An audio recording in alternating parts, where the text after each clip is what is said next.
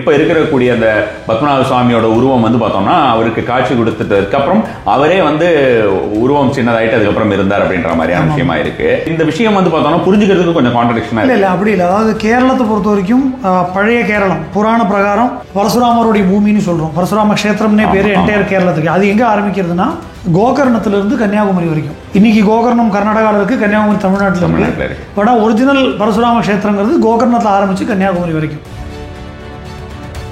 மகாவிஷ்ணுடைய கைக்கு கீழே ஒரு சிவலிங்க பிரதிஷ்டையும் இருக்கும். ஸோ அதில் ரெண்டு விதமான அபிப்பிராயங்கள் சொல்கிறது உண்டு.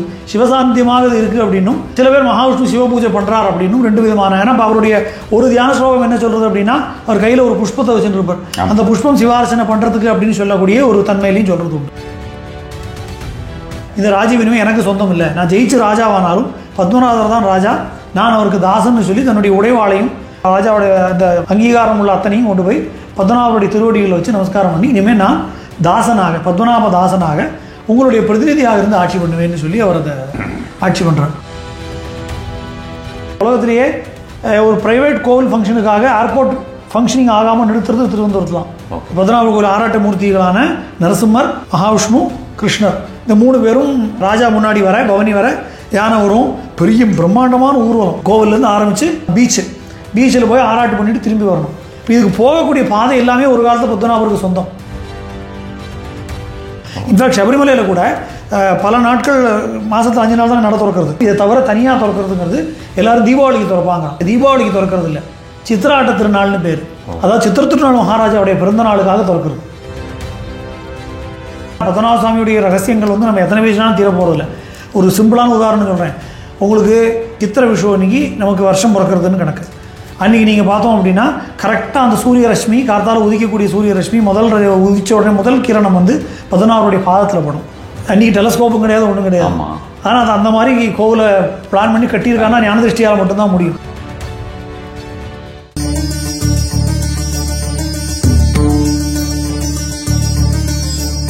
நமசிவாய. இந்த திருவனந்தபுரம் பத்மநாப சுவாமி கோவில் பற்றி உங்களுக்கு அனைவருக்குமே தெரிந்திருக்கும். நிறைய வந்து பார்த்தீங்கன்னா இப்போ யூடியூப் மாதிரியான விஷயமாகட்டும், அல்லது வந்து ஜென்ரலாகவே இன்டர்நெட்டில் வந்து பார்த்தோம்னா அந்த திருவனந்தபுரத்தில் இருக்கக்கூடிய ஒரு சொத்துக்கள் பற்றியும், அதை வந்து அதில் இருக்கிற ஒவ்வொரு கதவுகளை திறந்தது பற்றியும், அதில் வந்து நிறைய மர்மங்கள் இருக்கிறது அப்படின்னு ஏகப்பட்ட விஷயங்கள் இருக்கிறது. திருவனந்தபுரத்தை பற்றியும் அந்த கோவிலை பற்றியும் சரி, அந்த திருவனந்தபுரம் ராஜாவை பற்றியும் மிக அதிகமாக பரிச்சயம் கொண்ட அவங்க, இன்ஃபேக்ட் பார்த்தோம்னா அவங்க ஃபேமிலியிலேயே நல்ல பரிச்சயம் கொண்டவர் டாக்டர் அரவிந்த் சுப்பிரமணியம். ஏற்கனவே அவரோட நம்ம வந்து பேசிட்டு இங்கே பாட்காஸ்ட் போட்டிருக்கோம். இது ஒரு கலந்துரையாடல், நேர்காணல் கிடையாது. ரொம்ப அருமையான நிறைய விஷயங்கள் சுவாமியை பற்றியும் சரி, அந்த கோவிலை பற்றியும் நிறைய விஷயங்களை நம்ம வந்து பேசி தெரிந்து கொள்வோம். நமஸ்காரம். திருவனந்தபுரத்தை பற்றி ஜென்ரலாக பரசுராமர் இருக்கார் இல்லையா, பரசுராமர் ஸ்தாபித்தது அப்படின்ற மாதிரியான விஷயமா தான் நம்ம வந்து சொல்லுவோம் இல்லையா ஜென்ரலாக. ஆனால் பார்த்தோம்னா இந்த இன்னொரு விஷயமும் இருக்குது. திவாகர முனி அப்படின்னு சொல்லிட்டு வந்து பார்த்தீங்கன்னாக்கா அவருக்கு வந்து காட்சி, விஸ்வரூப காட்சி கொடுத்தார். அதுக்கப்புறம் இவ்வளோ பெருசு நமக்கு இது பண்ண முடியாதுன்னு சொல்லிட்டு அவர் வந்து சின்னதாக சொல்லிட்டு, அதுக்கப்புறம் இப்போ இருக்கக்கூடிய அந்த பத்மநாப சுவாமியோட உருவம் வந்து பார்த்தோம்னா அவருக்கு காட்சி கொடுத்துட்டதுக்கு அப்புறம் அவரே வந்து உருவம் சின்னதாயிட்டு அதுக்கப்புறம் இருந்தார் அப்படின்ற மாதிரியான விஷயமா இருக்கு. இது இந்த விஷயம் வந்து பார்த்தோம்னா புரிஞ்சுக்கிறதுக்கு கொஞ்சம் கான்ட்ரடிக்ஷனா இல்லை அப்படி இல்லை. அதாவது கேரளத்தை பொறுத்த வரைக்கும் பழைய கேரளம் புராண பிரகாரம் பரசுராமருடைய பூமின்னு சொல்கிறோம். பரசுராம கஷேத்திரம்னே பேர் என்டையர் கேரளத்துக்கு. அது எங்கே ஆரம்பிக்கிறதுனா கோகர்ணத்திலிருந்து கன்னியாகுமரி வரைக்கும். இன்னைக்கு கோகர்ணம் கர்நாடகாவில் இருக்குது, கன்னியாகுமரி தமிழ்நாட்டில் இருக்குது. பட் ஒரிஜினல் பரசுராம கஷேத்திரங்கிறது கோகர்ணத்தில் ஆரம்பித்து கன்னியாகுமரி வரைக்கும். ஸோ அதுக்கு இடப்பட்டிருக்கிற எல்லா கஷேத்திரங்களுமே பரசுராமரால் உருவாக்கப்பட்டது. அங்கே இருக்கிற பிரதிஷ்டைகள் வேறு வேறு காலகட்டங்களில் வேறு வேறு முனிவர்களாலையும் யோகிகளாலையும் மன்னர்களாலையும் உருவாக்கப்பட்டது. அப்படி தான் புரிஞ்சுக்கணும் நம்ம. ஸோ இந்த சரித்திரத்தின் பிரகாரம் மகாவிஷ்ணுடைய பக்தராக விளங்கின திவாகர முனிகிட்ட ஒரு குழந்தையாக வந்து இவர் விளையாடுறார். அப்புறம் என்ன கண்டிஷனில் அப்படின்னா, தான் வந்து மகாவிஷ்ணுன்னு காட்டிக்காமல் ஒரு சின்ன பையன் போய் வந்து விளையாடுறார். அவர் ரொம்ப பிடிச்சி போய்டுறது. நீ என் கூட இருன்னு கேட்குறாரு அந்த குழந்தைகிட்ட. இருப்பேன், ஆனால் என்ன பண்ணாலும் என்ன திட்டக்கூடாது அப்படிங்கிறார். ஒரு நாளைக்கு ஒரு பூஜை பண்ணக்கூடிய சாலகிராமத்தை எடுத்து ஒரு விளையாட ஆரம்பித்தோடனே அவர் கோவம் வந்து திட்டிடுறார். நான் என்னோட கண்டிஷனை மீறிட்டேன், நான் வந்து எனக்கு திட்டிடுறதுனால இவன் இங்கே இருக்க மாட்டேன்னு சொல்லி போயிடுறார். அப்புறம் அவர் மனசு வருத்தப்பட்டு மன்னிப்பு கேட்ட உடனே தான் யாருங்கிறத உணர்த்தி, நான் ஒரு லீலைக்காக தான் இப்படி பண்ணினேன், இனிமேல் என்னை பார்க்கணுன்னா அனந்தன் காடுங்கிற இடத்துக்கு வா அப்படிங்கிறார். ஸோ அனந்தன் காடு எங்கே இருக்குதுன்னு இவர் தேடி தேடி தேடி தேடி வரார். அப்போ அந்த அனந்தன் காடுங்கிற இடத்துக்கு வந்தபோது அங்கே அந்த அனந்தன்னா மகாவிஷ்ணு படுத்திருக்கக்கூடிய ஆதிசேஷன், அந்த என்டையர் காடே அப்படி தான் இருந்தது. மகாவிஷ்ணுடைய அந்த அனந்தனுடைய வடிவமாக அந்த காடும், அதுக்கு நடுவில் மகாவிஷ்ணு சயனம் பண்ணிட்டு இருக்கார் அப்படின்னு. ஸோ இது ஏற்கனவே பரசுராமரால் உருவாக்கப்பட்டது தானே. அப்போ அந்த சங்கல்பம் ஏற்கனவே இருக்குது. நம்ம இன்னைக்கு பார்க்கக்கூடிய வடிவத்தில் அது மாறினது திவாகர முனியால். ஸோ அவ்வளோ பெரிய மூர்த்தி ஆராதிக்க முடியாங்கிறதுனால கிட்டத்தட்ட ஒரு 16,000 சாலகிராம கற்களை கொண்டு ஒரு 12 சாலகிராமம் வீட்டில் இருந்தாலே அது கோவிலுக்கு சம்பந்தம். 16,008 சாலகிராம கற்களை கொண்டு கடுசக்கர யோகம்னு சொல்லக்கூடிய முறையில் இந்த பத்மநாபசாமியுடைய விக்கிரகத்தை அவர் உருவாக்குறாருன்னு சொல்லி சொல்கிறோம். இப்போ இன்றைக்குமே அந்த மூர்த்திக்கு உள்ளாக 16,000 சாலகிராமம் இருக்குது. அது அந்த கூட்டுக்கலவையின் மூலமாக அந்த விக்கிரகத்தை உருவாக்கி நம்ம பார்க்கக்கூடிய இன்றைக்கி இந்த அமைப்பில் இந்த விக்கிரகம் உருவாச்சு. பின்னால் கோவில்களும் உருவாச்சு. இப்போ வந்து அந்த மகாவிஷ்ணுக்கு முன்னால் வந்து பார்த்தோம்னா ஸ்ரீதேவி பூதேவி இருப்பா. ஒரு பக்கம் மார்க்கண்டேயர் அவர். ஆமாம், ஒரு பக்கம் மார்க்கண்டேயர், இன்னொரு பக்கம் இருக்கு. அந்த அதே மாதிரி பார்த்தோம்னா அவருடைய நாபியிலிருந்து பிரம்மா அவருடைய நாபி கமலத்திலிருந்து அப்படி போற மாதிரியான ஒரு விஷயமும் நிறைய முனிகளும் இருக்க மாதிரியான அதோடைய தாற்பயம் அப்படின்ற. அதாவது அந்த சங்கல்பம் எப்படி இருக்கு அப்படின்னா பல வகையான விஷயங்கள் அது சொல்லப்படுறது. ஸ்ரீதேவி பூதேவி 2 பக்கமும் இருக்கிறது மட்டும் இல்லாமல் மகாவிஷ்ணுடைய ஆயுத மூர்த்திகள் எல்லாமும் பஞ்சாயுதம்னு சொல்கிறோம். வனமாலி கதி சார்கி சங்கி சக்கரி நந்தகி சொல்கிறோம். இந்த ஆயுதங்கள் எல்லாமும் மனித உருவத்தை தரித்து கொண்டு அங்கே விஷ்ணுவுக்கு சேவை பண்ணுறதுக்காக இருக்கான். அதுபோல் கருடன் முதலானவர்கள், சனகர சனந்தன சனாதன சனத்குமார் முதலான அந்த ரிஷிகள் எல்லாம் இப்படி எல்லாருமே அவரை சூழ்ந்து கம்ப்ளீட்டான பரிபூர்ணமான மகாவிஷ்ணுடைய வியூக ஸ்வரூபமாக யாரெல்லாம் சொல்லப்பட்டிருக்கோ ஸ்ரீ வைகுண்டத்தில் எப்படி இருப்பாரோ அந்த கம்ப்ளீட்டான ஸ்வரூபம் இருக்குது. மகாவிஷ்ணுடைய கைக்கு கீழே ஒரு சிவலிங்க பிரதிஷ்டையும் இருக்கும். ஸோ அதில் 2 விதமான அபிப்பிராயங்கள் சொல்கிறது உண்டு. சிவசாந்தியமாக இது இருக்குது அப்படின்னும், சில பேர் மகாவிஷ்ணு சிவபூஜை பண்ணுறார் அப்படின்னும் 2 விதமான. ஏன்னா அவருடைய ஒரு தியான ஸ்லோகம் என்ன சொல்கிறது அப்படின்னா அவர் கையில் ஒரு புஷ்பத்தை வச்சுருப்பார். அந்த புஷ்பம் சிவார்ச்சனை பண்ணுறதுக்கு அப்படின்னு சொல்லக்கூடிய ஒரு தன்மையிலையும் சொல்கிறது உண்டு. அதனால் அந்த கம்ப்ளீட்டான மகாவிஷ்ணுடைய வைகுண்ட ஸ்வரூபம் எப்படி இருக்குமோ அந்த பூர்ணமான வடிவத்தில் இந்த பத்மநாபசாமி கோவில் பார்க்குறோம். இதோடைய தொடர்புடைய இன்னொரு கோவில் வந்து நம்முடைய தமிழ்நாட்டில் இருக்கிற திருவட்டாறு ஆதிகேஸ்வர பெருமாள். ஸோ கிட்டத்தட்ட இவர் 2 பேரும் சகோதரர்கள்னு சொல்லுவார்கள். அதாவது பத்மநாபசாமி திருவட்டாறுலையும் அதே மாதிரியே அதே ஸ்வரூபம் தான் இங்கே அடையாறில் கூட இருக்கார். ஆமாம், அது மெட்ராஸ் அடையாறில் அனந்த பத்மநாபசாமி இருக்கார். அதோடைய நினைவாக கட்டப்பட்ட கோவில் தான் இது. திருவட்டாறு நம்ம கன்னியாகுமரி மாவட்டத்தில் இருக்குது. கிட்டத்தட்ட பத்மநாபசாமி எப்படி இருப்பாரோ அதோடைய அதே அளவு, அதோட பெரிய அளவுன்னு நினைக்கிறேன். அவ்வளோ பிரம்மாண்டமான மூர்த்தியாக இப்போ தான் சமீபத்தில் கும்பாபிஷேகம் ஆச்சு. இப்போ இந்த கோயிலை பற்றி வரைக்கும் பார்த்தோம்னாக்கா இந்த திருப்படி தானம்னு சொல்லுவா இல்லையா, அவர் மகேந்திரவர்மா அவர் தான் அந்த மாதிரி திருப்படி தானம்னு கொடுத்துட்டாரா இல்லை என்னது அதோடைய விஷயம்? இல்லை, அதாவது மார்த்தாண்டவர்மா அனிடம் திருநாள் மார்த்தாண்டவர்மா, தட் இஸ் நம்முடைய சேர வம்சத்தை சேர்ந்தவர்கள். சேர சோழ பாண்டியர்கள்னு சொல்கிறோம் இல்லையா. அது மிச்ச வம்சங்கள்லாம் இன்றைக்கி ரொம்ப ஒரு காணாமல் போயிடலாம், இல்லை ஒரு சில ரொம்ப மீகரான எச்சங்கள் தான் நம்ம பார்க்குறோம். ஆனால் சேர வம்சம் இன்றைக்கும் தொடர்றதுன்னு சொல்லக்கூடிய வந்து கேரளத்தில் இப்போது குலசேகர ஆழ்வார் பார்க்குறோம். குலசேகர ஆழ்வார் வந்து சேர மன்னன். அந்த குலசேகர ஆழ்வாருடைய வம்சத்தில் வந்தவர்கள் தான் இந்த மன்னர்கள் தான் அவங்க சொல்லக்கூடிய வைக்கக்கூடிய கிளைம். அதுக்கு ஆதாரமாக அவருடைய அந்த திருமுடின்னு சொல்கிறோமே, அந்த திருமுடி கூட அன்னை பண்டைய சேரமான் முடின்னே பேர், அதுக்கு சேர முடின்னே பேர். தங்கத்தில் வைரங்கள்லாம் பதிச்சிருக்கக்கூடிய அந்த முடியில் பெருமாளுடைய திருவடிகள் இருக்கும். அந்த சேரமுடி வந்து இன்றைக்கும் பட்டம் சூட்டக்கூடிய ராஜா வந்து அதை சூட்டுகிறார். இப்போ இதுக்கெல்லாம் வந்து இந்த திருவிதாங்கூர் ராஜ குடும்பங்கிறது அதனால் சேர வம்சத்துடைய தொடர்ச்சி தான். பண்டைய காலத்துலேருந்தே சேர வம்சங்கிறது, சேர தேசங்கிறது கேரள தேசத்தோடைய ஒட்டி கேரள தேசம் முழுமையும் இந்த பக்கத்தில் கோயம்புத்தூர் சேலம் வரைக்கும், அந்த பக்கம் கன்னியாகுமரி வரைக்கும் எல்லாம் இருந்தது. ஸோ அந்த சேர மன்னர்களுடைய தொடர்ச்சி தான் இந்த திருவிதாங்கூர் ராஜ குடும்பம் அப்படிங்கிறது. அப்போது அவங்களுக்கு வந்து பல பிரச்சனைகள் ஏற்பட்ட போது, கொஞ்சம் ஒரு சுமார் 4-5 நூற்றாண்டுகளுக்கு முன்னாடி பிரச்சனைகள் ஏற்பட்ட போது அப்போ இருந்த ராஜ குடும்பத்து வாரிசான மார்த்தாண்டவர்மா அவருக்கு இந்த உள்நாட்டு கிளர்ச்சி இது மாதிரியான பிரச்சனைகள் ஏற்படும் போது உயிர் தப்பிச்சு மறைந்து வாழக்கூடிய சூழ்நிலையெல்லாம் வருது. அப்புறம் இறை அருளால் அவர் ஒரு வழியாக ஜெயிச்சு மறுபடியும் ராஜ்யத்தை கைப்பற்றும் போது இது எல்லாத்துக்கும் காரணம் பார்த்தோன்னா அவருடைய அருள். அதனால் இந்த ராஜ்யம் எனக்கு சொந்தம் இல்லை, நான் ஜெயிச்சு ராஜாவானாலும் பத்மநாதர் தான் ராஜா, நான் அவருக்கு தாசன்னு சொல்லி தன்னுடைய உடைவாளையும் அந்த ராஜாவுடைய அந்த அங்கீகாரம் உள்ள அத்தனையும் கொண்டு போய் பத்மநாபருடைய திருவடிகளை வச்சு நமஸ்காரம் பண்ணி இனிமேல் நான் தாசனாக, பத்மநாப தாசனாக உங்களுடைய பிரதிநிதியாக இருந்து ஆட்சி பண்ணுவேன்னு சொல்லி அவர் அதை ஆட்சி பண்ணுறார். அதனால் இன்றைக்கும் அந்த படியில் ஏறி நமஸ்காரம் பண்ணக்கூடிய ரைட் அப்படிங்கிறது ராஜ குடும்பத்துக்கு மட்டும்தான் உண்டு. நித்தியமே 365 நாளும் ராஜ குடும்பத்தை சேர்ந்தவர்கள், ஏன்னா அவர் தான் முதலாளி, இவங்க தாசன் தான். அதனால தான் காட்ஸ் ஓன் கண்ட்ரின்னு பேர் திருவிதாங்கூர் தேசத்துக்கு. அது இன்றைக்கி மொத்த கேரளத்துக்கும் சொல்கிறோம். ஆனால் அதோடைய காரணம் என்ன அப்படின்னா அவர் தான் ராஜா, பத்மநாபர் தான் ராஜா, அவருடைய கண்ட்ரிங்கிறதுனால தான் காட்ஸ் ஓன் கண்ட்ரின்னு பேர். ஸோ இந்த ராஜாக்கள் இன்றைக்கும் அவருடைய தாசர்களாக இருக்கக்கூடிய காரணத்தினால என்ன வேலை இருந்தாலும் கம்பல்சரியாக வந்து 365 நாளும் பத்மநாபர் தரிசனம் பண்ணி ரிப்போர்ட் பண்ணணும். ராஜ குடும்பமாக இருக்கும், வசதிகள் இருந்தாலும் சுவாமிக்கு நைவேத்தியம் பண்ணால் தான் கோவில் வச்சு தான் சாப்பிடணும். ராஜா வரும்போது இன்றைக்குமே பப்ளிக் நம்ம நிறுத்திட்டு ராஜா தரிசனம் முடிச்சுட்டு போனதுக்கப்புறம் தான் பாக்கி பப்ளிக்காக அலோவ் பண்ணக்கூடிய ஒரு விஷயம் இருக்குது. அதனால் அவர்களுடைய எல்லா செயலுமே ஒரு எப்படி ஒருத்தருக்கு கீழே வேலை பார்க்கக்கூடிய இல்லை ஒரு தாசனாக இருக்கக்கூடிய அடிமையாக இருக்கக்கூடிய ஒருத்தன் தனக்கு மேற்பட்டவர்கிட்ட போய் எல்லாத்தையும் சொல்லி பர்மிஷன் வாங்கி பண்ணுற மாதிரி இந்த ராஜ குடும்பத்தை சேர்ந்தவர்கள் வீட்டில் எந்த ஒரு நல்லது கெட்டது நடந்தாலும் பத்மநாபர்கிட்ட வந்து சொல்லி அவர்கிட்ட உத்தரவு வாங்கி பண்ணணும். ஊருக்கு ஏதாவது போகணும், நாளைக்கு தரிசனம் பண்ண முடியாதுன்னா நாங்கள் இது மாதிரி ஊருக்கு போகிறோம், கல்யாணத்துக்கு வர முடியாதுன்னு சொல்லி சாமிகிட்ட பர்மிஷன் வாங்கிட்டு போயிட்டு வந்ததுக்கப்புறம் அதுக்கு அபராதமாக நமஸ்காரம் பண்ணி காணிக்க வைக்கணும்.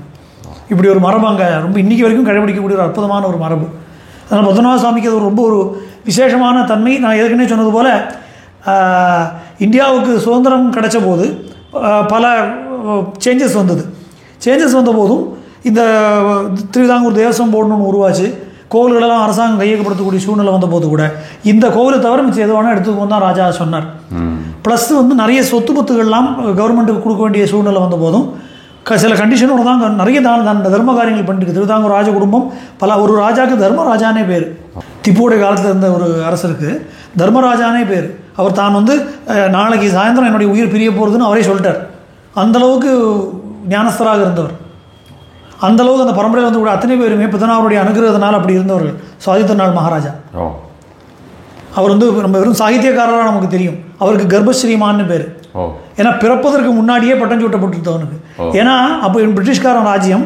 அப்போது இந்த பிரின்ஸ்லி ஸ்டேட்ஸ் எல்லாத்துலேயுமே வாரிசுகள் இல்லாத ராஜ்யங்கள் எல்லாம் இவர்கள் டேக் ஓவர் பண்ணக்கூடிய ஒரு நடவடிக்கையில் இருந்தாங்க அந்த டைமில். அப்போ திருவிதாங்கூர் ராஜ குடும்பத்துக்கு நேர் வாரிசு இல்லை. அப்போ இருக்கிற அந்த இளவரசி வந்து கர்ப்பமாக இருக்கான். அப்போ ஒரு ஆஃபீஸர் அங்கே அப்பாயின்ட் பண்ணியிருக்காங்க.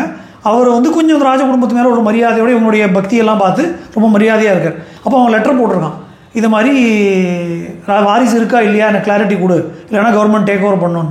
ராஜ குடும்பத்து மேலே உள்ள அபிமானத்தினால இவர் வந்து என்னன்னே தெரியாமல் கர்ப்பமாக இருக்கான்னு இப்போ மாதிரி ஸ்கேனிங் கிடையாது இன்றைக்கி. இவரே வந்து ஆண் குழந்தை பிறந்தாச்சுன்னு ஒரு லெட்டர் எழுதி போட்டார். ஏன்னா அன்றைக்கி லெட்டர்லாம் போய் சேர்றதுக்கு டைம் ஆகும். அதுக்குள்ளே ஏதாவது ஒன்று நல்லது நடக்கும். பத்மநாபர் மேலே பாரத்தை போட்டு நீ தான் உன்னுடைய கோவிலை காப்பாற்றிக்கணும், உனக்கு அடிமையாக இருக்கிற வம்சத்தை நீ தான் பார்த்துக்கணும்னு சொல்லி லெட்டர் எழுதி போட்டார். அது போலவே அவர் லெட்டர் அங்கே போய் சேர்றதுக்குள்ளே நிஜமாகவே ஆண் குழந்தையே அப்படி பிறந்தவர் தான் சுவாதி திருநாள் மகாராஜா. அவர் ஒரு சாகித்யக்காரர், நிறைய பாட்டு எழுதியிருக்காருன்னு தெரியும். அவர் ஒரு தேர்ந்த நரசிம்ம உபாசகர். நரசிம்மனுடைய அம்சம் அவருக்கு உண்டுன்னே சொல்கிறது உண்டு. அதை வந்து ரொம்ப அபூர்வமாக சில சந்தர்ப்பங்களை மட்டும்தான் அவர் காட்டியிருக்கார். ஸோ இப்படி அவரை பற்றி சொல்லணும்னா நிறைய சொல்லணும். ஸோ அப்படி பல விஷயங்கள் ராஜ குடும்பத்தோடு சம்மந்தப்பட்டு உண்டு. அதன்படி இந்த பத்மநாப சுவாமி இன்றைக்கும் அந்த ட்ரிவாண்ட்ரம் ஏர்போர்ட் ஏரியா எல்லாமே உலகத்திலேயே ஒரு ப்ரைவேட் கோவில் ஃபங்க்ஷனுக்காக ஏர்போர்ட் ஃபங்க்ஷனிங் ஆகாமல் நிறுத்துறது திருவனந்தபுரத்துலாம். ஓஹோ, எதுக்காக? வருஷத்தில் 2 நாள் பத்மநாபருக்கு ஆராட்டு உண்டு. பத்மநாபர் கோவில் ஆராட்ட மூர்த்திகளான நரசிம்மர், மகாவிஷ்ணு, கிருஷ்ணர், இந்த 3 பேரும் ராஜா முன்னாடி வர பவனி வர யானை வரும். பெரிய பிரம்மாண்டமான ஊர்வலம் கோவிலேருந்து ஆரம்பித்து பீச்சில் போய் ஆராட்டு பண்ணிவிட்டு திரும்பி வரணும். இப்போ இதுக்கு போகக்கூடிய பாதை எல்லாமே ஒரு காலத்தில் பத்மநாபருக்கு சொந்தம். இந்த என்டையர் ஸ்ட்ரெச் ஆல்மோஸ்ட் நீங்கள் சொல்கிறது பார்த்தா ட்ரிவாண்ட்ரமே அவருக்கு தான் சொந்தம். அப்படி இருக்கும்போது அந்த பகுதியில் ஒன்று தான் இந்த இன்றைக்கி இருக்கக்கூடிய ஏர்போர்ட் ஏரியா. ஸோ அவங்க ஏர்போர்ட் அன்றைக்கி கவர்மெண்ட்டுக்கு டொனேட் பண்ணும்போது என்ன சொன்னாங்கன்னா, ஏர்போர்ட் நாங்கள் கொடுக்குறோம், ஆனால் எங்கள் கோவில் எங்களுடைய முதலாளியான பத்மநாபருடைய ஆராட்டு முடங்கக்கூடாது, என்றைக்கெல்லாம் ஆராட்டு வருதோ அன்றைக்கி நீங்கள் இந்த இடத்த எங்களுக்கு கொடுத்துடணும் அப்படின்னு. அதனால் இன்றைக்கும் from tomorrow this time to this time flights will not be ஃபங்க்ஷனிங்னு ஒரு போர்டு இருக்கும். உலகத்திலேயே இப்படி ஒரு ப்ரைவேட் ஃபங்க்ஷனுக்காக ஃப்ளைட் ஃபங்க்ஷன் ஆகாமல் இருக்கக்கூடிய ஏர்போர்ட். இன்னொரு 2 நாள் 2 ஆராட்டு நடக்கும். பத்மநாபருக்காக 2 ஏர்போர்ட் நடக்கும், 2 ஆராட்டு நடக்கும். இந்த 2 ஆராட்டு சமயத்துலையும் அன்றைக்கி ஃப்ளைட்ஸ் கேன்சல் பண்ணிவிடுவான், இல்லை போஸ்ட்போன் பண்ணிவிடுவான். ஸோ இவர் அந்த ரன்வே வழியாகவே பத்மநாபர் போய் ஆராட்டம் முடிச்சுட்டு அவர் திரும்பி வந்ததுக்கப்புறம் தான் ஃபங்க்ஷனிங்கே ஆரம்பிக்கும். ஸோ இது அந்த காலத்துலேருந்து இருந்து வரக்கூடிய ஒரு மரபு. ஸோ ராஜா வந்து பகவானுக்கு முன்னாடி கையில் உடைவாளை பிடிச்சிட்டு அவரும் கூட வருவார். ஸோ இப்படி ஒரு மிகப்பெரிய ஒரு லெகசி இன்றைக்கும் அந்த பகுதியில் இருக்கக்கூடிய மக்களுக்கு அந்த ராஜ விசுவாசமும் ராஜா குடும்பத்து மேலே இருக்கக்கூடிய பக்தியும் அவர்களுக்கு பத்மநாப மேலே இருக்கிற பக்தியும் அலாதியாக இருந்தாங்க. அது பார்த்தீங்கன்னாக்கா நமக்கு ஜென்ரலாக சொல்ல போனோம்னா கோயில்லையே வந்து கவர்மெண்ட் கண்ட்ரோலில் இருக்குது அப்படின்ற மாதிரியான எல்லா இடத்துலையும் இருக்குது அப்படின்ற மாதிரியான டைமில் ஒரு கவர்மெண்ட்டே கோயில் கண்ட்ரோலில் இருக்குன்ற மாதிரியான ஒரு சுச்சுவேஷனாக இருக்குது இல்லையா? ராஜாவே அது அப்படி இருக்காருன்னு ஈவன் தோ இப்போ வந்து டைரக்ட் கவர்மெண்ட் அந்த கோயிலோட கண்ட்ரோலில் இருக்குது அப்படின்ற மாதிரி இல்லைனாலும் இந்த ராஜா அப்படின்றவர் அவர் ஒரு காலத்தில் அவர் கவர்மெண்ட் தானே, அது மாதிரி இருந்தவர் அப்படி இருக்காருன்னு. அதாவது நம்ம வந்து மன்னராட்சி மோசம், மக்களாட்சி தான் நல்லதுன்னு சொல்லி இன்றைக்கி கொண்டு வந்துட்டோம். ஆனால் உட்காந்து சில நேரங்களில் யோசிச்சு பார்த்தோம் அப்படின்னா மன்னராட்சி நல்லா தான் இருந்தது. ஏன்னா அவர்கள் திருடி சேர்க்க வேண்டிய அவசியம் இல்லை, மொத்த சொத்து நாடும் அவங்களுடையது. யாரையும் ஏமாற்றி சுரண்டி எடுக்க வேண்டிய அவசியம் இல்லாமல் தர்மத்துக்கு கட்டுப்பட்ட ஒரு ஆட்சியாக இருந்தது.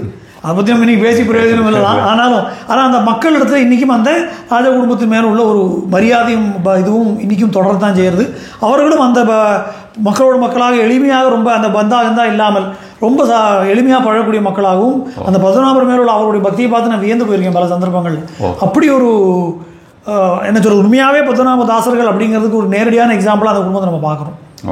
இப்போ வந்து நீங்கள் அன்றைக்கி ஒரு நாள் பேசிட்டு இருக்கிற சொன்னீங்க இந்த மாதிரி அவள் டெய்லி அங்கே சாப்பிடல, கோயிலில் போய் சாப்பிடலன்னா பெனால்ட்டி இருக்குது அப்படின்ற மாதிரி. அதான் சாப்பிட்றது மட்டும் இல்லாமல் தரிசனம் பண்ண வரலைனாலே, வர முடியலைனாலே அது கோயில், அதாவது ராஜா குடும்பத்துலேருந்து கோயிலுக்கு ஒரு நாள் வரலைன்னா கூட பெனால்ட்டி. ஒரு நாளும் வரணும். வந்து அவர்கள் இடத்துல நம்ம எப்படி முதலாளி இடத்துல தாசன் ரிப்போர்ட் பண்ணுறானோ அது போல் செய்யணும். ஸோ பத்மநாபருக்கு இவங்க டெய்லி வந்து ரிப்போர்ட் பண்ணி ஆகணும். ஸோ அது ஒரு வழக்கம் இன்றைக்கும் இருந்துட்டு இருக்கு. ஸோ வர முடியாத அன்றைக்கி அதுக்கு நமஸ்காரம் பண்ணி அபராத காணிக்கைன்னு சொல்லி தான் பெனால்ட்டின்னு சொன்னேன். அதை அவர் வச்சு நமஸ்காரம் பண்ணுற ஒரு மரபு இருக்குது அந்த மண்டபத்தை. அதனால தான் அவர்கள் மட்டும்தான் ஏறி நமஸ்காரம் பண்ணணும். ஏன்னா அது அங்கே மார்த்தாண்டவர்மா தன்னை பகவானுக்கு அடிமையாக டிக்ளேர் பண்ண அந்த இது. அதனால் இன்றைக்கும் வந்து நான் சொன்னது போல் சேர முடியல. அந்த கிரீடத்தில் மேலே பத்மநாபருடைய 2 மகாவிஷ்ணுடைய 2 திருவடி இருக்கும். ஸோ அவர் தான் ஆட்சி பண்ணுறாரு. அவருடைய ரெப்ரஸன்டேட்டிவாக அங்கே சிட்டிங் ராஜா இருக்காருன்னு கணக்கு. சுவாமி காலடித்த பலி சக்கரவர்த்திக்கு கால வச்ச மாதிரி. நம்ம ஆலயங்களில் சடாரி வைக்கிறோம். சடாரியிலுமே பெருமானுடைய திருப்பாதங்கள் தான், அது மாதிரி தான். சரி, இப்போ இது வந்து பார்த்தோம்னாக்கா இந்த சுவாதி திருநாள், திருவோணம் திருநாள் எல்லாமே இப்போ அந்த நட்சத்திரங்களோட சேர்ந்து வருது இல்லையா? அது என்ன இல்லை, அதுக்கு ஒரு சம்பிரதாயங்களும் ஒரு மரபுகள் கடைபிடிக்கப்படுறது. இதை பொறுத்த வரைக்கும், திருவிதாங்கத்தை பொறுத்த வரைக்கும் எல்லா ராஜாவுக்குமே பேர் வந்து ராமவர்மா தான். நம்ம கேரள சம்பிரதாயம் உங்களுக்கு தெரிஞ்சிருக்கும். மருமக்க தாயம் தான். அப்பா மகன் வாரிசு கிடையாது, மாமா மருமகன் தான் வாரிசு. அக்கா பையனோ தங்க பையனோ தான் குடும்பத்து வாரிசாக இருப்பார். இவருடைய மகன் வேற குடும்பத்துக்கு வாரிசாக இருப்பான், அவருடைய மனைவியுடைய சைடில் வரக்கூடியது. ஸோ ஒரு அப்பா மகன்கிற நம்ம தமிழ்நாட்டு வழக்கம் இல்லை. கேரள வழக்கத்தில் வந்து மருமக்க தாயம். ஸோ மருமகன் தான் அடுத்த வாரிசாக இருக்கக்கூடியது. ஸோ வரக்கூடிய அத்தனை ராஜாக்களுக்குமே காமனான டைட்டிலுங்கிறது ராமவர்மா. இந்த வர்மாங்கிறது அரச குடும்பத்துக்கு இருக்கக்கூடிய டைட்டில். ஸோ இது ராமவர்மாங்கிறது இருக்கிறதுனால அவர்களை தனித்து அடையாளம் காட்டுவதற்காக கார்த்திகை திருநாள், சித்திர திருநாள், அவர் என்ன நட்சத்திரத்தை பிறந்தார்களோ அந்த நட்சத்திரத்தை அடையாளமாக கொண்டு அவர்கள் பெயரை சொல்கிறது அப்படிங்கிற ஒரு வழக்கம். மார்த்தாண்டவர்மான்னு சொல்லும்போது அவருக்கு மட்டும்தான் வேறு பேர். ஆனாலும் அவருக்கு பேர் அனிடம் திருநாள் மார்த்தாண்டவர்மா. அனிடம்னா அனுஷம், அனிடம் திருநாள் மார்த்தாண்டவர்மா. அப்போ சித்திர திருநாள் மகாராஜா ரொம்ப ஃபேமஸ். கேரளா பற்றி சொல்லும் போதும் திருவிதாங்கூரை பற்றி சொல்லும் போதும் அது எந்த நாளில் எந்த நட்சத்திரத்தில் பிறந்திருக்காளோ அதை அப்படி அதை பேராக வச்சு விடுறது. ஸோ அது சித்திர திருநாள் மகாராஜா இன்றைக்குமே நீங்கள் பார்த்தீங்கன்னா ட்ரிவாண்ட்ரத்துலேயே ஆகட்டும் இல்லை என்டையர் கேரளத்துலேயே ஆகட்டும் பல வீடுகள்லையும் கோவில்கள்லையும் ஆஃபீஸ்கள்லையும் அவருடைய ஃபோட்டோ மாட்டியிருக்கும். அந்த அளவுக்கு மக்கள் அவ்வளோ பக்தியோடையும் அவ்வளோ இதுவும் இருந்த ஒரு ராஜா சித்திர திருநாள் மகாராஜா. இன்ஃபேக்ட் சபரிமலையில் கூட பல நாட்கள், மாதத்தில் 5 நாள் தான் நட திறக்கிறது. கார்த்திகை மார்கழி ஃபுல்லாக மண்டல காலம் திறக்கும், மகர விளக்குக்கு திறக்கும். இது தவிர மாத பூஜைகள் 5 நாள் திறக்கும் ஒரு மாதமும். இது தவிர ஓணம் திறக்கும். இதை தவிர சபரிமலை திறக்கிறது அப்படிங்கிறது வந்து விஷுவுக்கு திறக்கும். இதை தவிர தனியாக திறக்கிறதுங்கிறது எல்லோரும் தீபாவளிக்கு திறப்பாங்க. தீபாவளிக்கு திறக்கிறது இல்லை, சித்திராட்ட திருநாள்னு பேர். அதாவது சித்திர திருநாள் மகாராஜாவுடைய பிறந்த நாளுக்காக திறக்கிறது. ஏன்னா அவருடைய காலகட்டத்தில் தான் இந்த கோவில் வந்து ரொம்ப பிரఖ్యాதி அடைஞ்சு இந்த போர்டு ஃபார்ம் ஆகி இந்த பூஜைகள் நெறிமுறைப்படி. எவ்வளோ வருஷத்துக்கு முன்னால் சித்திர மகாராஜ் இப்போ சமீப காலத்தில் தானே அவர் பகவானுடைய பாதத்தை அடைந்தார். அதனால் மேபி சம்வேர் அரௌண்ட் ஒரு 1950s-60s தொடங்கின வழக்கமாக இருக்கலாம். சித்திர திருநாள் மகாராஜோட காலகட்டத்தில் இருந்து வந்த காரணத்தினால சித்திராட்ட திருநாள் அவருடைய நினைவாக அந்த தீபாவளிக்கு, அது எப்பவுமே தீபாவளி ஒட்டி வரும் அது. அதனால் அந்த ஒரு நாள் திறக்கும். ஸோ அந்த அவரை பற்றியும் கண்டிப்பாக நம்ம அதை சொல்ல வேண்டிய ஒரு மகாபுருஷர் அவர். எனக்கு இன்றைக்குமே நீங்கள் பல இடங்களில் பார்க்குற ராஜ அலங்காரத்தோடையே இருப்பார். அந்த தலையில் அந்த தலைப்பாக வச்சு அந்த இதோட ட்ரெஸ்ஸோட அவர் இருக்கக்கூடிய அந்த ஃபோட்டோ வந்து நீங்கள் ட்ரிவாண்ட்ரத்துக்கு போனீங்கன்னா ரேண்டமாக பல இடங்களில் பார்க்கலாம்.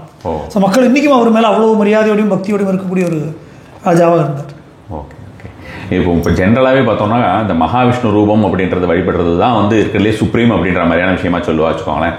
இப்போ பராசரர் இருக்கார் இல்லையா, பராசரர் கூட வந்து பார்த்தோம்னா உங்களுக்கு வந்து ஜோதிட ரீதியாக பார்க்க வச்ச பராசரர் வந்து இந்த புதன் நீச்சமாக இருக்கக்கூடியவா இருக்கா இல்லையா, புதன் நீச்சமாக இருக்கக்கூடியவாளுக்கு ஒரே உபாயமாக சொல்லியிருக்கிறது வந்து பார்த்தோம்னா பத்மநாப சுவாமி அதுதான். அது இங்கே அடையாரோட கோயிலும் வந்து ரொம்பவே நன்னா பண்ணிட்டு இருக்காவா. ஜாதக ரீதியிலேயே உங்களுக்கு வந்து புதனுக்கு அதிதேவதையே பெருமாள் தான். அதுல வந்து நீச்சமா ஆயிட்டார் அப்படிங்கும் போது பார்த்தோம்னா அனந்த பத்மநாப சுவாமி தான் அவரை வழிபடும் போது அந்த இது. ஏன்னா மகாவிஷ்ணு எப்படி ஸ்ரீவைகுண்டத்தில் இருக்காரோ அந்த வைகுண்ட தத்ஸ்வரூபமாக வழங்கக்கூடிய ஒரு கோலமாகவும் இத்தனை சாலகிராமங்கள் அடங்கி இருக்கக்கூடிய ஒரு மூர்த்தியாகவும் எத்தனையோ காலமாக. ஏன்னா பத்மநாப சுவாமியுடைய ரகசியங்கள் வந்து நம்ம எத்தனை பேசினாலும் தீர போகிறதில்ல. ஒரு சிம்பிளான உதாரணம் சொல்கிறேன் உங்களுக்கு. விஷு அன்னைக்கு, சித்திர விஷு அன்னைக்கு நமக்கு வருஷம் பிறக்கிறதுன்னு கணக்கு.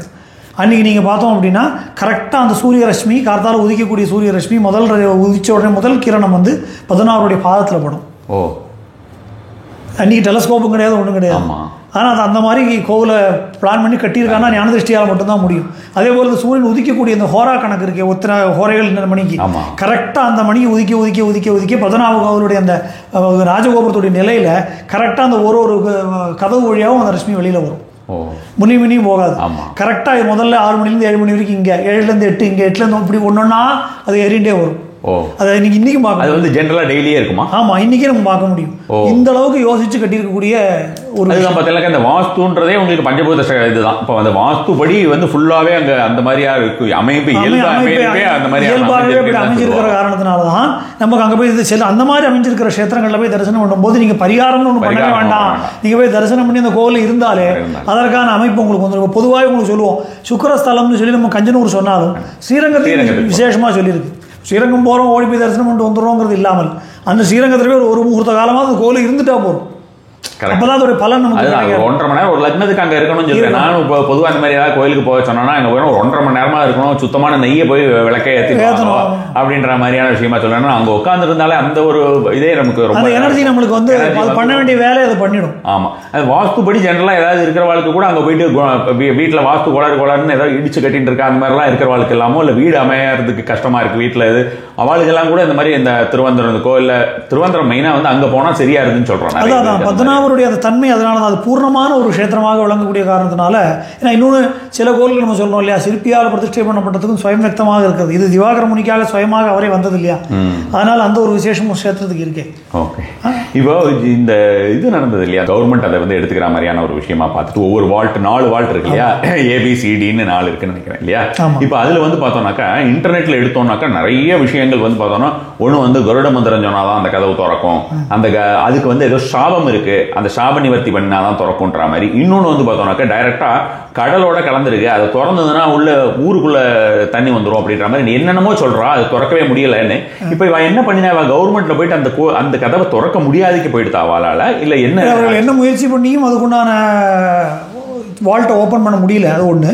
ரெண்டாவது வந்து இந்த வால்ட் பல வால்ட்டுகள் அங்கே இருக்குது. ஸோ இது வந்து பெரிய ஒரு ரகசியம்னோ இல்லை யாருக்கும் தெரியாதுன்னு அப்படிலாம் கிடையாது. இது வந்து அந்த காலத்திலேயே பல ரெக்கார்ட்ஸ்களில் பத்மநாபசாமி கோவில் இந்த மாதிரி வால்ட் இருக்கும், அப்படி இதுக்குள்ள விலை மதிப்புள்ளா 220 கோடி ஏதோ அதுக்கு போராது, அதுக்கு மேலே இருக்கும். ஏன்னா வெறும் நகையுடைய மதிப்பே நீங்கள் சொல்கிற நூற்றுக்கணக்கான கோடிகள், அதோட ஆன்டிக் வேல்யூ இருக்குது, அந்த காலத்து ஒரிஜினல் கற்கள் இருக்குது, அதுக்கெல்லாம் நீங்கள் மதிப்பே போட முடியாது. ஏன்னா இது எல்லாமே பக்தர்கள் பல்வேறு காலகட்டங்களில் காணிக்கையாக கொடுத்தது. இல்லை ராஜா இல்லையா, ராஜாவுடைய பரணத்தில் இருந்த ஊர் இல்லையா, ஆனால் ராஜா தன்னுடைய கஜானாவாக வச்சிருந்துருக்கலாம். இப்படி பல காரணங்களுக்காக விலை மதிப்பு. அதனால என்னன்னா அது அரசாங்கத்து கையில் வராமல் ராஜ குடும்பத்துக்கிட்டே இருந்த காரணத்தால் தான் இன்றைக்கி இந்த நகைகள்லாம் நம்மகிட்ட இருக்குது. இது அரசாங்கம் கையில் வந்துருந்துன்னா இது மொத்தமும் காணாமல் போயிருக்கும். அது கரெக்டாக இப்போ அது திறக்கவே முடியல இல்லையா. அதுக்கு காரணம் வந்து விஷயம் என்ன அப்படின்னா, வேறு சில சர்ச்சைகள் ஏற்பட்டு இதை திறக்கணும் மதிப்பிடணுங்கிற மாதிரியான ஒரு பிரச்சனை வந்தபோது கேரளத்தில் இருக்கக்கூடிய ஒரு மரபு என்னென்னா, ஒரு கோவில் சம்மந்தப்பட்ட ஒன்றும் வேண்டாம், நீங்கள் வந்து டெய்லி சுவாமிக்கு ஒரு 5 லிட்டர் பால் பாயசம் நைவேத்தியம் பண்ணுறாரு. அந்த 5 லிட்டரை 6 லிட்டராக மாற்றணும்னா கூட அது பகவானுக்கு சம்மதம் உண்டான்னு தெரிஞ்சு தான் பண்ண முடியும், நீங்களாக பண்ண முடியாது. அப்போ அதுக்கு தேவ பிரஷ்னம்னு சொல்லக்கூடிய ஒரு மெத்தட் ஃபாலோ பண்ணுறோம். பிரஷ்னம்னா கொஸ்டின். நிறைய பேர் பிரசன்னம் தமிழ்நாட்டில் பிரசன்னம் இல்லை, பிரஷ்னம்னா கொஸ்டின். ஸோ அந்த தேவ பிரஷ்னம்னு சொல்லக்கூடிய ஒரு அஸ்ட்ராலாஜிக்கல் மெத்தட், ஒரு ஜோதிட வழிமுறை என்ன அப்படின்னா, பெரிய பேனலே இருக்கும், ஒருத்தர் 2 பேர் இல்லை, ஒரு பெரிய டீம், ஓப்பன் டு பப்ளிக், யார் வேணாலும் அதை பற்றி கேள்வி கேட்கலாம், எல்லாருக்கும் முன்னிலையில் தான் அது நடக்கும். அப்போ எடுக்கக்கூடிய ஒரு விஷயங்களையும் இந்த ஜோதிஷ சாஸ்திர ரீதியாக அதுக்கு ஜஸ்டிஃபை பண்ணி அந்த தீர்மானம் பண்ணும்போது நமக்கு என்னெல்லாம் கேள்விகள் இருக்கோ அதை கேட்டு இறைவனுடைய விருப்பம் என்னங்கிறது தெரிஞ்சுன்னு தான் இதை பண்ணணும். அப்படி அதில் பார்த்தபோது இந்த சொல்லக்கூடிய இந்த ஒரு சீக்ரெட் வால்ட்டை துறப்பதற்கு இறைவனுடைய பர்மிஷன் கிடைக்கல. பட் ஆனால் அதை வந்து அக்செப்ட் பண்ணிட்டாளா கவர்மெண்ட் அக்செப்ட் பண்ணிட்டாளா அப்படிங்கிறத காட்டிலும் அவர்கள் அக்செப்ட் பண்ணாமல் ப்ரொட்டஸ்ட் பண்ண தான் செஞ்சாங்க. ஆனாலும் வந்து வேறு சில காரணங்களாலையும் இன்னி வரைக்கும் திறக்க முடியல. ஸோ அதையும் மீறி அதை பண்ணுறதுக்கு யாருக்கும் தைரியம் இல்லை. அது ஆனால் இப்போ இந்த மாதிரி இந்த கருட மந்திரமோ இல்லை அந்த சாபம் அப்படின்றதோ இல்லை அந்த கடல், இது வந்து ஸ்பெகுலேஷன்ஸ் தான். ஒருத்தர் ஒன்று சொல்கிறாங்க, எது என்னதுன்னு நமக்கு தெரியாது. சில பேர் சொல்வது, நீங்கள் சொல்வது போல இது ஒரு சாபம் இருக்குது, அது திறந்தா தேசத்துக்கு துர்பிக்ஷம் வரும் அப்படிங்கிறது ஒரு வகையான இது. சில பேர் சொல்கிறாங்க இல்லை அதுக்குள்ளே சில தேவதைகளை பந்தனம் பண்ணி வச்சுருக்கு, அதனால் திறக்கக்கூடாது அப்படின்னு சில பேர் சொல்கிறான். சில பேர் சொல்கிறாங்க இல்லை நீங்கள் கடலோட கலந்துருக்கு, நீங்கள் சொன்ன மாதிரியான விஷயங்கள் இருக்கலாம். சில பேர் சொல்கிறது இந்த மாதிரி சில யந்திரங்கள் விஷயங்கள்லாம் இருக்குது, அப்போ அதற்குண்டான பூஜைகள் பண்ண முடியாத காரணத்தினால அதுக்குள்ளே இருக்குது, அதை எடுத்தால் அந்த பூஜைகளை பண்ணணும் அப்படி இது மாதிரியான பல ஸ்பெக்குலேஷன்ஸ் தான். இது எதுவும் கான்க்ரீட்டாக இதுதான் அப்படிங்கிறது யாருக்கும் தெரியல. மொத்தத்தில் தேவபிரஷ்னம் பார்த்தபோது அதை திறக்கக்கூடாதுங்கிறது தான் பத்மநாபருடைய விருப்பமாக அவருடைய ஆன்சராக இருந்தது. அதனால அது திறக்கலை. இவா ட்ரை பண்ணி அதை பண்ண முடியல. எவ்வளோ ப்ரெஷர் பண்ணி முயற்சிகள் பண்ணாலும் அது அல்டிமேட்டாக பத்மநாபருடைய தீர்மானம் தான் நடந்தது. அதான் என்ன கவர்மெண்ட் என்ன பண்ணாலும் சுவாமிகிட்ட ஒன்றும் வேலை ஆகலை. அல்டிமேட்டாக அந்த க்ஷேத்திரத்தில் உள்ள தேவதை என்ன தீர்மானிக்கிறதோ அதுதான் நடக்கும். சபரிமலைக்கும் எவ்வளோ முயற்சி பண்ணியும் கடைசியில் அது வந்து என்ன பண்ணணும் பகவான் தீர்மானிச்சிருக்கானோ அதான் நடந்து முடிஞ்சது. இப்போ மற்ற வால்ட் எல்லாம் திறந்தா இல்லையா? இப்போ அதோடைய அந்த அசெட்ஸ் எல்லாம் வாழ்க்கை இருக்கும் இல்லையா? அதெல்லாம் இப்போ கோயிலே தான் இருக்கு. எதுவுமே வெளியில கொண்டு வரல. கவர்மெண்ட் எடுத்துக்கிறதுக்கு இல்லை. இப்போ கோவிலுடைய நிர்வாகம் அப்படிங்கிறது ஒரு ட்ரஸ்ட் போர்டில் தானே இருக்கு. அதில் அரச குடும்பமும் இருக்கு. கோவிலுடைய தந்திரி தரணநல்லூர் தந்திரின்னு சொல்லக்கூடிய பரசுராமனால் அழைத்து கொண்டு வரப்பட்ட பிராச்சீனமான குடும்பங்கள் உண்டு தரணநல்லூர் தந்திரி. அந்த தரணநல்லூர் தந்திரி தான் இன்றைக்கும் கோவிலுக்கு தந்திரியாக சதீசன முறிப்பாடு முதற்கொண்டு பெரிய மகான்கள்லாம் இருக்காரு. அவர்கள்லாம் தான் கோவிலுக்கு தந்திரியாக இருக்காங்க. ஸோ அவர்களும் போர்டில் மெம்பராக இருக்கான். ஸோ இந்த போர்டு தான் தீர்மானிக்குமே ஒழிஞ்சு அதில் கவர்மெண்ட்டும் ஒரு மெம்பராக இருக்கே ஒழிஞ்சு இது எல்லாம் சேர்ந்து தான் தீர்மானிக்க முடியும். தன்னிச்சையாக ஒரு முடிவு எடுக்க முடியாது. அதனால் இப்போ நிர்வாக ரீதியான விஷயங்கள் ஆகட்டும் இல்லை பூஜை சம்மந்தப்பட்ட விஷயங்கள் ஆகட்டும் இந்த போர்டு இந்த ட்ரஸ்ட் போர்டு தான் தீர்மானிக்க வேண்டிய ஒரு அமைப்பு அங்கே இருக்கிற காரணத்தினால அது வந்து வழிபாட்டு முறைகள் இப்போ சேஃப்கார்டு பண்ணப்பட்டிருக்கு. இப்போ ஒரு 300-400 வருஷத்துக்கு முன்னால் அங்கேயும் ஒரு ஃபயர் ஆக்சிடென்ட் ஆச்சு இல்லையா? இப்போ சபரிமலை மாதிரி கேரள கோவில்களில் தீ அப்படிங்கிறது வந்து ஒரு வகையான அக்னி சுத்தின்னு தான் நம்ம பார்க்குறோம். பல்வேறு காரணங்களால் இந்த தீ குருவாயூரில் ஆச்சு. குருவாயூர் ரொம்ப பிரபலமாக அறியப்பட்ட ஒரு தீ விபத்து 1950s 60s 70s நடந்தது நினைக்கிறேன். அது வந்து நடக்கிறது. அதனால் அது வந்து ஒரு வகையான இது மேன்மேடு கிடையாது. மேன்மேடு இல்லை. அது வந்து கேரள கோவில்களில் வந்து பல காரணங்களால் இருக்குது. ஜோதிஷ சாஸ்திரத்துலேயும் வேறு சில விஷயங்களையும் ஐதீக மாலையிலையும் பார்க்கும்போது நமக்கு தெரியக்கூடிய விஷயம் என்ன அப்படின்னா சில நேரங்களில் கோவிலுக்குண்டான அசுத்தியோ இல்லை கோவிலுக்குண்டான காரியங்களோ இது மாதிரியான பிரச்சனைகளோ ஜாஸ்தி ஆகும்போது நம்ம பண்ணக்கூடிய சுத்தி போராமல் பகவானால் பண்ணக்கூடிய ஒரு சுத்தியாக அக்னி சுத்தியாகவே அது நடந்துடுறது அப்படின்னு சொல்லி பெரியவர்கள் சொல்லக்கூடிய ஒரு அந்த மாதிரியும் இருக்கு. வேற சில வேண்டாத விஷயங்கள் நடக்கிறதுக்கு உண்டான ஒரு ப்ராப்ளம்ஸ் வரலாம் அப்படிங்கிற ஒரு நிமித்தமாகவும் இருக்கு. காணிக்கக்கூடிய ஒரு விஷயம் சொல்ற மாதிரி நம்ம தேவ பிரச்சனத்தில் பார்க்கறச்சே பார்த்தா எதனால அப்படின்னு சொல்ல முடியாது. கான்கிரீட் ஆன்சர் இதுதான் நம்ம சொல்ல முடியாது. அது மாதிரியான ஒரு விஷயமா இருக்கும்.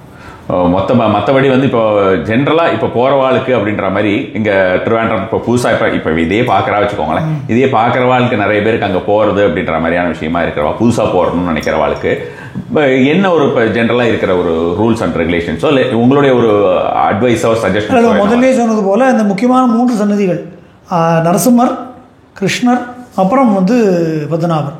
ஸோ போனால் இப்போ 3 பேரையும் பார்க்கணும்.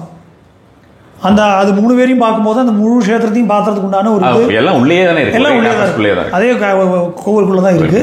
நான் எப்பயுமே சொல்கிறது தான். அதாவது ஒரு கோவிலுக்கு போனால் நம்ம காலைல வெந்நீரை ஊற்றிட்டு நான் வந்து போயிட்டு 10 மணிக்கு போவேன் 10:30 வெளில வந்துடுவேன் இல்லாமல் நம்ம வந்து முழுமையாக அந்த இடத்த அனுபவித்து அங்கே இருக்கக்கூடிய சைதன்யத்தை உள்வாங்கிக்கிறதுக்கு நமக்கு டைம் வச்சுட்டு ஒரு கோவிலுக்கு போவோம். ஸோ எந்த கோவிலுக்கு போனாலும் இந்த ஒரு விஷயத்தை நம்ம அந்த டூர் மாதிரி போகிறதுல எந்த ஒரு பிரயோஜனமும் இல்லை. டூர் மாதிரி கிட்டத்தட்ட ஒரே நாளில் நான் 10 கோவில் பார்க்குறேன் 5 கோவில் பார்க்குறேன் ஒரு பிரயோஜனம். ஒரு கோவில் பார்த்தாலும் உருப்படியாக பார்க்கணும். ஆமாம். ஏன்னா அந்த கோவிலுடைய பிரம்மாண்டத்தையும் அங்கே இருக்கக்கூடிய சரித்திரத்தையும் அங்கே இருக்கக்கூடிய ஒரு விஷயமும் ஒரு சரித்திரத்தை சொல்லும். அதையெல்லாம் உணர்ந்து அந்த கோவிலை பார்த்தா தான் அந்த கோவிலுடைய தன்மை நமக்கு புரிபட ஆரம்பிக்கும். அதே போல் அங்கே ராஜா வரக்கூடிய சமயம் என்னன்னு தெரிஞ்சுட்டு போகணும். அதே போல பாரம்பரியமான உடை தான் இன்றைக்கும் பத்மநாப சாமி கோவில் நம்ம நினைச்ச மாதிரி பேண்ட் ஷர்ட். ராஜா வர டைம் எப்படி தெரிஞ்சு அங்கே தெரியும். அங்கே கோவிலில் அங்கே டைம் உண்டு. அங்கே போயிட்டு நம்ம பார்த்துட்டு நம்ம கியூவில் நிற்க வச்சுட்டாங்க. ராஜா வரும்போது நம்ம வந்து நான் நிற்கணுமா நாங்கள் போய் நம்ம கமெண்ட் அடிச்சு பிரயோஜனம் இல்லை. நம்ம ஏன்னா பக்தர்களை தூஷித்தால் பகவானுக்கு பிடிக்காது. அதனால் அவர்கள் தாசர்கள், பகவானுடைய தாசர்கள், அவர்களுடைய கோவில் அது. அதனால் நம்ம அங்கே போய் நம்ம அதுக்கெல்லாம் ரெடியாக தான் ஒரு இடத்துக்கு போகணும். நம்ம எப்பவுமே நம்ம போகணும் சாமி பார்க்கணும் வரணுங்கிற விஐபி ட்ரீட்மெண்ட்லேயே போகிறோம். பகவான் நம்மளை பார்க்க ரெடியாக இருக்கணும் இல்லையா? அதுக்கு அந்த ஒரு சினிமா தேட்டரில் போய் கியூவில் நிற்கிறோம், ஏடிஎம்மில் பணம் எடுக்க கியூவில் நின்னோம். கோவிலுக்கு போனால் மாத்திரம் நான் போனேன் எல்லோரும் வாவான்னு கூப்பிடணும், என்ன உடனே வந்து எனக்கு பரிவட்டம் கட்டணும், மாலை போடணும், நான் உடனே திரும்பி வந்துடணும்னு நினைக்காமல் அந்த இறைவன் நம்மளை பார்க்கணுங்கிற எண்ணத்தோடு நம்ம போகணும். கரெக்ட். எவ்வளோ நேரம் அதிகம் கோவில் இருக்கோமோ அப்போ பகவான் நம்மளை பார்ப்பான். அதாவது நமக்கு இது எல்லாமே நமக்கு வந்து பூர்வ ஜென்மத்தோட ஒரு விஷயமா தானே நம்மளுடைய இந்த ஜென்மத்தோட ஒரு பிறப்புன்றதான் நம்ம சனாதன தர்மத்துடைய ஒரு இதே அடிப்படையாக அதுதானே. இப்போ அது மாதிரி பார்த்தோம்னா நமக்கு வந்து இந்த ஜென்மால நமக்கு சுவாமியை பார்க்கறதுக்கு ஒரு ஆப்பர்ச்சுனிட்டி கிடைச்சிருக்கு அப்படின்ற மாதிரியான விஷயமா. அதாவது எத்தனையோ ரிஷி முனிவர்கள்லாம் தவம் பண்ணி பார்த்த சுவாமியை நம்ம கண்ணால் பார்க்குறோங்கிற அந்த உணர்வு ஏற்படணும்.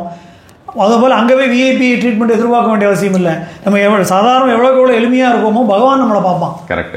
விஐபியாக இருந்தீங்கன்னா அங்கே இருக்கிற மிச்சம் அர்ச்சகர்கள் பார்ப்பான், கோவில் மேனேஜ்மெண்ட் பார்ப்பான், அவங்களுக்கு மரியாதை பண்ணுவான், பகவான் பார்க்க மாட்டானே. அதனால் இறைவன் நம்மளை பார்க்கணும். முக்கியமாக இன்னொரு விஷயம், பத்மநாபசாமி கோவிலில் கடைபிடிக்கக்கூடிய ஒரு வழிமுறை என்னென்னா, அந்த பாரம்பரியமான உடை தான் இன்றைக்கும் ட்ரெஸ் கோட். இன்றைக்கும் வந்து நமக்கு வேஷ்டி மேல் துண்டு தான், சட்டை இல்லாமல் போகக்கூடிய அந்த கேரளா கோவிலில் பொதுவாகவே அப்படி தான். சில கோவில்களில் பேண்ட் போட்டுன்னு சட்டை இல்லாமல் விடுறாங்க.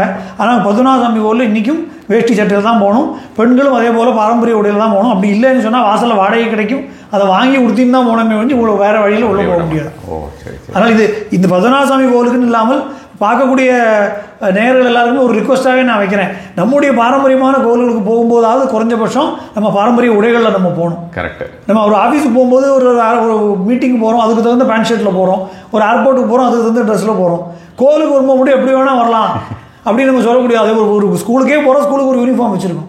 கரெக்ட். கோவிலுக்கு போக நம்மளுடைய யூனிஃபார்ம் என்ன, கோவிலுக்கு நம்மளுடைய பாரம்பரியமான உடை, அதுக்காக நம்ம வேட்டி சட்டையை போட்டுட்டு போகணும்.